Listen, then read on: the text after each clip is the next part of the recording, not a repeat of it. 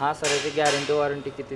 याला 1 वर्षाची वॉरंटी आहे सगळ्या इलेक्ट्रॉनिक पार्ट्सला. याच्यामध्ये फक्त जो फॉगर आहे जो पाण्यामध्ये आपण ठेवतो याला फक्त वॉरंटी नाही आहे. बाकी कुठलाही इलेक्ट्रॉनिक पार्ट तुमचा इन केस खराब झाला 1 वर्षाच्या आत तर तो तुम्हाला फ्री ऑफ कॉस्ट मिळणार आहे. इन्क्युबेटर हॅचिंग या चॅनलमध्ये तुम्हा सगळ्यांचं स्वागत आहे. तर सर आज आपल्या इथे आलेले आहेत 320 अंड्यांची मशीन डिलिव्हरी घेण्यासाठी. तर सर सर्वात आधी आपले जे शेतकरी आहेत त्यांना तुमची ओळख करून द्या. तुमचं पूर्ण नाव सांगा. मी सागर गाडेकर, जिल्हा उस्मानाबाद, तालुका उमरगा, येनुगुर गाव माझं आहे. मी तिथून यूट्यूबवरती व्हिडिओ पाहिला सरांचा, ते पाहून मी त्यांचा कॉन्टॅक्ट नंबर घेतला. कॉन्टॅक्ट नंबरवरून ह्यांना कॉन्टॅक्ट केला आणि मला लोकेशन वगैरे ॲड्रेस दिले होते, त्याच्यावरती मी इथे आलो आहे. 320 अंड्यांची सिंगल कोटेड बॉडीमधली आहे, जे ॲल्युमिनियम स्ट्रक्चर मेटल ॲल्युमिनियममध्ये असतं. फायबरचे याचे ट्रे असतात. ठीक आहे. आता तुम्हाला इन्क्युबेटर कधी वापरलं का याची काही कल्पना? नाही. व्हिडिओ पाहूनच? हो. बरं ठीक आहे. कोंबडी वगैरे कधी बसवले का? नाही, पहिले बसवले होते 2 वर्षाच्या अगोदर. मी पुण्याला परत गेलो होतो, त्यामुळे नाही बसवले. आता कोंबडी बसवले म्हणजे त्या कशी अंडी निवडायची हे तरी माहीत असणारच. हो, आपले कवच चांगले असलेले 5-6 दिवसचे अंडे. बरोबर. तर सेम तसंच आहे हे. ही एक प्रकारची कोंबडी समजा, हे काही वेगळं काही नाही आहे. सिम्पल अंडी निवडणं जास्त महत्त्वाचं आहे. अंडी नेहमी ताजी घ्यायची, एक 5-6 दिवसापर्यंतची. याच्यापेक्षा जास्त शेळी अंडी घ्यायची नाही. तर जशी अंडी ताजी गरजेची आहे तशी नरमादाला क्रॉस असली पण गरजेची आहे. ठीक आहे. आता हे तर बेसिक झालं. अजून काय तुम्हाला याच्यामध्ये माहिती आहे ते मला आधी सांगा.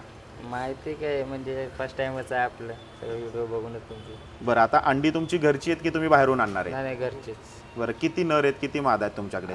40 मादा आहेत हां. आणि 15 नर आहेत. बरं ठीक आहे. रेशो चांगला आहे त्यामुळे रिझल्ट चांगला येईल. रेशो नेहमी आपल्याला मेंटेन ठेवायचा आहे नरांचा. म्हणजे प्रत्येक 5 कोंबडी बरोबर 1 कोंबडा आपल्याला मेंटेन करायचाच आहे. कारण की जोपर्यंत हा मेंटेन तुम्ही ठेवणार नाही तुम्हाला क्रॉस होणार नाहीत आणि तोपर्यंत अंड्यात जीव बनू शकत नाही. ठीक आहे. तर हे बेसिक फॉलो करा. आता ही मशीन जी आहे ना, ही वापरायला एकदम रफ अँड टफ आहे आणि काहीच असं अवघड अशातला याच्यात काही भाग नाही. आता तुम्हाला ही प्रोग्राम कसं करतं हे जवळून मी दाखवतो. तर इथे बघा, हा टेम्परेचर आहे. रेडमध्ये जो आहे तो आपला टेम्परेचर आहे आणि ब्लूमध्ये जे आहे ही आपली ह्युमिडिटी शो करणार आहे, जे लाईव्ह मशीनच्या आतमध्ये असेल. सेटिंग केलेलं तुम्हाला नाही दिसणार आहे, पण तुम्हाला मशीनमध्ये लाईव्ह काय आहे हे कळणार आहे. आता जस्ट ही ब्लूवाली इंडिकेटर बंद झाली. याचा अर्थ काय की आपल्याला जेवढी पाहिजे होती तेवढी आर्द्रता मशीनमध्ये बनली, ह्युमिडिटी पाहिजे तेवढी बनली.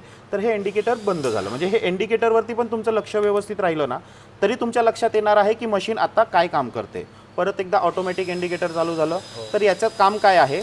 ब्लू इंडिकेटर म्हणजे आपली ह्युमिडिटी ऑटोमॅटिक बनवायचं काम करते.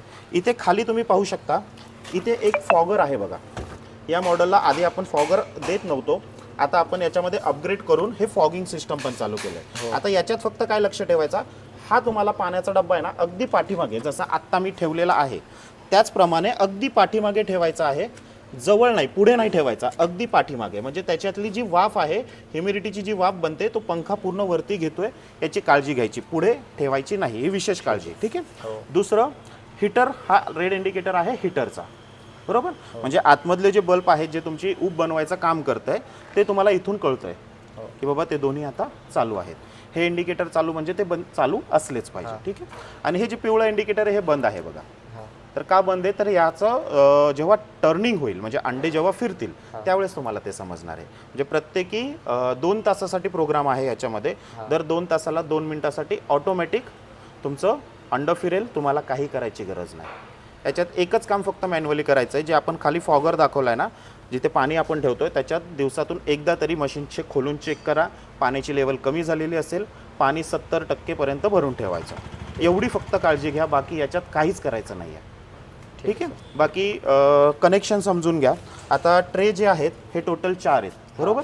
तर जो खालचा ट्रेचं कनेक्शन आहे ना, या ट्रेचं कनेक्शन आपल्याला वरच्या ट्रेला घ्यायचं आहे. त्याच्यावरचं कनेक्शन इथे असं करत करत हा मेन कनेक्शन आहे आपला. ठीक आहे. त्याला आपल्याला ट्रेस लावायचे आहेत. आता अंडी तुमची किती येतात सर दररोज? 20-30 अंडी येत आहेत. बरं, समजा 30 अंडी आपण रोजची पकडली तर 150 अंडी तुमची होत आहेत. आता ही मशीन जवळजवळ 320 अंड्यांची आहे. आपण 300 अंडी पण मोजली तर तुमची 2 बॅच करावी लागणार. एका वेळेस तुमची एवढी अंडी नाही होते.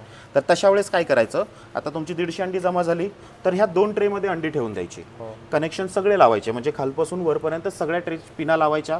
तुमचे ट्रे सगळे रोटेशन होणार. ह्या 200 लावल्यानंतर समजा 5 दिवसांनी परत तुमच्याकडे तेवढीच अंडी जमा होणार आहेत. मग तुम्ही 5 दिवसानंतर सुद्धा हे 2 ट्रे लावू शकता. मग अशा वेळेस काय करणार, तुमची आधीच्या ट्रेची पिल्लं तर लवकर निघणार आहेत. हां का लवकर निघणार आहे? कारण अगोदर घातलं होतं. अगोदर लावले होते. मग काय याला काय करायचं की खालचे 2 ट्रेचं कनेक्शन जेव्हा 19 दिवस पूर्ण होतात, जेव्हा पिल्लं निघायची चालू होतात, तर त्यावेळेस खालच्या 2 ट्रेचं कनेक्शन फक्त काढून टाकायचं, वरचे 2 ट्रेचं कनेक्शन चालू ठेवायचं. हां. म्हणजे सेम टायमिंगला तुम्ही 2 बॅच कंटिन्यू करू शकता. हे 2 ट्रे आधी लावलेत म्हणून आधी त्याची पिल्लं निघणार आहेत, त्याचं टर्निंग बंद करा, तिथून पुढे ते पिल्लं निघायचे चालू होतील.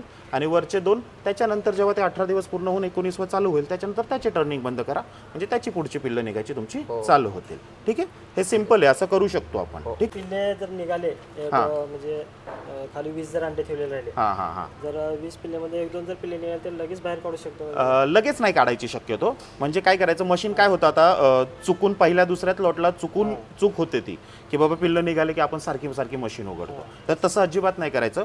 जशी पिल्लं निघतील ना तशी बाहेर काढायची गरज नाहीये. दिवसातून एकदा मशीन उघडा किंवा जास्तीत जास्त 2दा उघडा. नाही तेच म्हणजे जर आज सकाळी जर पिल्ले निघाले हां, राहिले तर तुम्ही संध्याकाळी काढू शकता. संध्याकाळी काढू शकतो. आणि मग रात्रभरात जे निघाले ते दुसऱ्या दिवशी सकाळी, म्हणजे 2दाचं रुटीन ठेवायचं. एकदा 1-2 दिवस जर आतमध्ये बघितलं नसलं तर मध्ये हां, म्हणजे पिल्लेला ओला पक्षी असेल ना तर बाहेर नाही काढू शकत आपण. म्हणजे निघाला लगेच, अरे ओला दिसतोय, त्याला बाहेर काढला तो मरून जाईल. तर आतमध्ये ठेवून तो प्रॉपर डाय होईल, सुकेल प्रॉपर, पायावर उभा राहील, मग बाहेर काढा. एकदा सकाळी उघडा, जे काही पिल्लं निघालेत सुकलेत चांगले तेवढी बाहेर काढा. ओली वाटली तशीच ठेवा नंतरच्या 12 तासाने. म्हणजे आतमध्ये राहिले 1-2 दिवस तर त्याला काही फरक पडत नाही. 2 दिवस शक्यतो नका ठेवू, कारण की जागा पुरत नाही. सकाळ संध्याकाळ काढा, कारण की मशीन आपली कशी आहे, पिल्लं काढण्यासाठी आहे. बाहेर काढून त्यांना ब्रुडिंग करणं गरजेचं आहे. तर एकदा सकाळ संध्याकाळ काढून जेवढी निघाले तेवढी काढायची, ओली असतील ठेवून द्यायची, नंतरच्या 12 तासाने बाहेर काढायची. ब्रुडिंग करा, वॅक्सिन करा, गोळपाणी द्या, त्याचं पुढचं सगळं प्रॉपर फॉलो करा. ठीक आहे. चालू केल्यानंतर आपलं इथे अर्थिंग दिसतंय तुम्हाला, तर अर्थिंग तिथे लावणं गरजेचं आहे. ते सेपरेट मुद्दा म्हणून दिलेलं आहे की तिथे ते अर्थिंग लावा. बऱ्याच वेळा आपल्या घराला अर्थिंग लावलेली नसते, त्यामुळे बऱ्याच वेळा अडचण येते. त्यामुळे अर्थिंग कंपल्सरी आपल्या मशीनला असतेच. तुम्हीही ती फक्त फॉलो करा, ती लावा त्याच्यामध्ये. ठीक आहे, या गोष्टीची काळजी घ्या. दुसरी गोष्ट, समजा तुमच्या इथे व्होल्टेज कमी जास्त होत असेल, काही ठिकाणी आता काय होतं, सिंगल फेज 3 फेज कन्वर्ट होत असतं, रानात वगैरे मशीन ठेवलेली असते, मग तशा ठिकाणी सुद्धा मोटर वगैरे चालू होतात, त्यामुळे सुद्धा व्होल्टेज कमी जास्त होतं. तर तशा वेळेस जर असा प्रॉब्लेम आपल्या इथे आहे तर स्टॅपलायझर वापरा, जेणेकरून व्होल्टेज कमी जास्त होऊन मशीनमधला कुठलाही पार्ट खराब होण्याचा किंवा ती बॅच आपल्याला नुकसानदायक होण्याचा विषय राहणार नाही. हां, कारण की थोडंसं असतं बऱ्याच ठिकाणी असं असतं. हां, तर त्याची एक विशेष काळजी घ्या. आणि जर समजा तुमच्या मशीनमध्ये कधी टेम्परेचर वाढलं तर इथे एक ओव्हर हिटिंगचा फॅन पण आहे. म्हणजे जर एक्स्ट्रा गरमी झाली तरी काही टेन्शन नाही आहे, तुमचं एक्स्ट्राची गरमी ओव्हर हिटिंग फॅन चालू होऊन बाहेर काढणार आहे, त्यामुळे त्याचाही तुम्हाला काही अडचण इथे राहणार नाही.